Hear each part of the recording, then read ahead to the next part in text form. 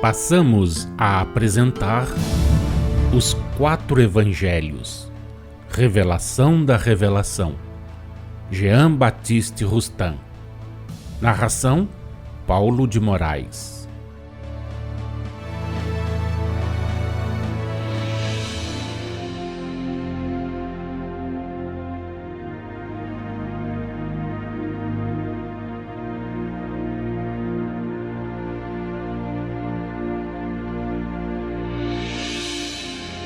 Continuando, diz o autor da opinião acima exposta: a encarnação humana é uma necessidade para o espírito que, desempenhando missão providencial, trabalha pelo seu próprio adiantamento, por efeito da inteligência e da atividade que lhe cumpre empregar para prover à sua existência e ao seu bem-estar.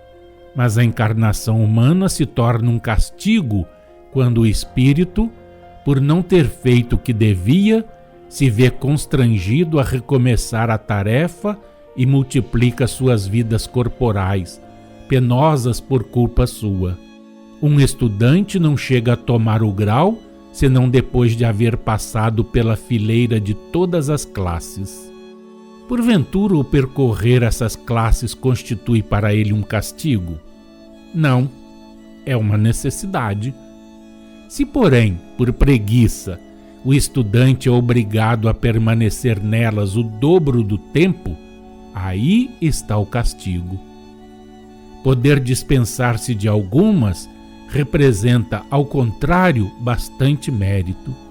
A verdade, pois, consiste em que a encarnação na Terra só é, para muitos dos que a habitam, um castigo, porque esses, podendo tê-lo evitado, duplicaram, triplicaram, quiçá centuplicaram por culpa própria o número de suas vidas terrenas, retardando deste jeito o momento de entrarem nos mundos melhores. Assim, errôneo é admitir-se, em princípio, a encarnação humana como um castigo. Errôneo, ao contrário, é admitir-se que a encarnação humana seja uma necessidade, tanto para o espírito, que, investido do livre-arbítrio no estado de inocência e de ignorância jamais faliu, por não fazer dele mau uso, que, dócil aos seus guias, trilha o caminho que lhe eles indicam para progredir, como para aquele que, indócil, rebelde e revoltado, faliu por usar mal desse mesmo livre-arbítrio. Errôneo, ao contrário, é admitir-se que a encarnação humana não seja, em princípio, um castigo por efeito de uma culpa que o tornou necessário. Os que hão formado essa opinião errônea ainda não foram esclarecidos ou não refletiram bastante sobre a natureza e o objeto dos mundos que os encarnados habitam, como planetas de expiações e de progresso. Sobre a origem do espírito e sobre as diversas fases por que ele passa no estado de formação. Sobretudo, ainda não refletiram acerca destas duas situações bem marcadas e que convém sejam perfeitamente distinguidas.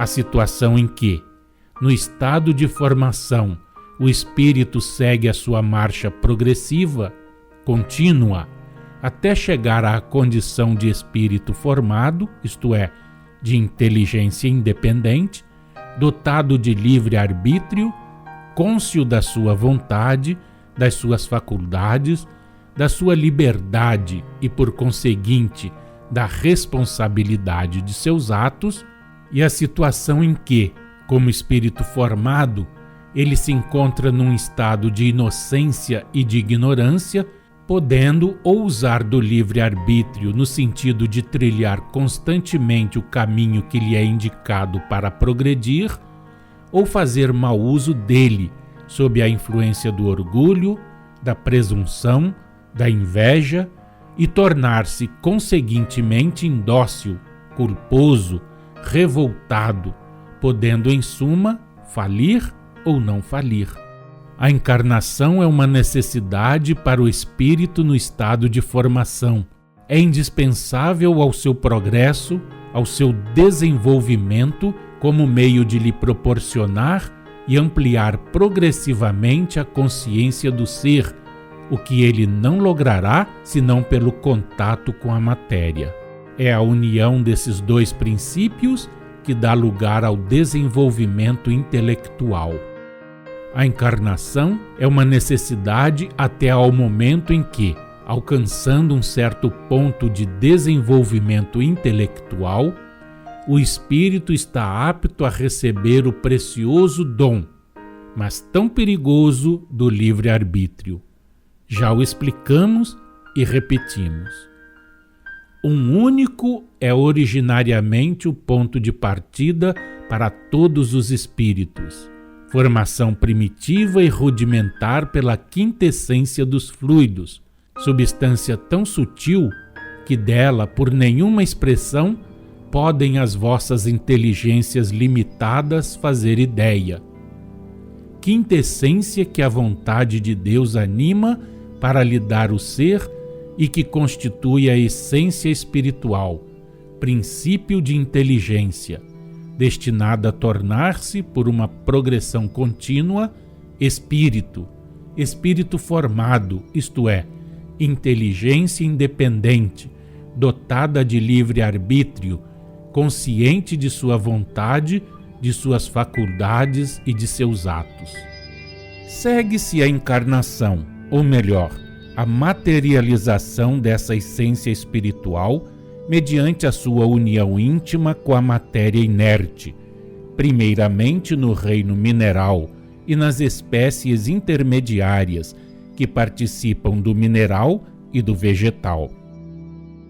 Depois no reino vegetal e nas espécies intermediárias que participam do vegetal e do animal.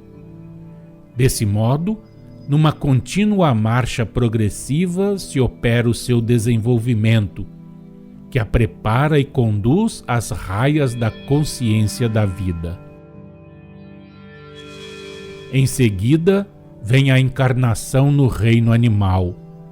Depois, nas espécies intermediárias que, do ponto de vista do invólucro material, participam do animal e do homem, adquirindo assim aquela essência, espírito em estado de formação, sempre em progressão contínua, a consciência da vida ativa exterior, da vida de relação, o desenvolvimento intelectual que a levará aos limites do período preparatório que precede o recebimento do livre-arbítrio, da vida moral, independente e responsável, característica do livre pensador.